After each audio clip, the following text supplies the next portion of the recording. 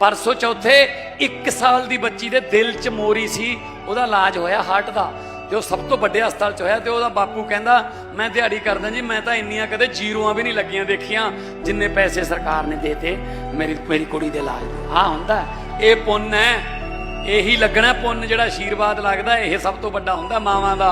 ਵੱਡੇ ਵੱਡੇ ਹਸਪਤਾਲ ਪ੍ਰਾਈਵੇਟ ਜਿੱਥੇ ਬਾਰੇ ਸੋਚ ਵੀ ਨਹੀਂ ਸਕਦੇ, ਉੱਥੇ ਇਲਾਜ ਹੋਊਗਾ ਤੁਹਾਡਾ। ਹੁਣ ਕੋਈ ਬਾਪੂ ਇਸ ਕਰਕੇ ਬਿਮਾਰੀ ਨਾਲ ਨਹੀਂ ਮਰੂਗਾ ਕਿ ਉਹਦੇ ਟੱਬਰ ਨੂੰ ਪੈਸੇ ਨਹੀਂ ਹੈਗੇ ਸੀਗੇ, ਘਾਟ ਪੈ ਗਈ।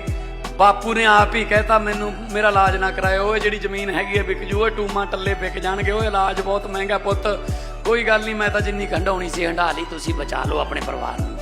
ਹੁਣ ਇਦਾਂ ਨਹੀਂ ਹੋਊ ਪੰਜਾਬ 'ਚ। 10 ਲੱਖ ਰੁਪਈਏ ਦਾ ਇਲਾਜ ਸਰਕਾਰ ਕਰੂਗੀ, ਪੈਸੇ ਅਸੀਂ ਦੇਵਾਂਗੇ, ਤੁਸੀਂ ਇਲਾਜ ਕਰਾ ਕੇ ਆ ਜਾਓ।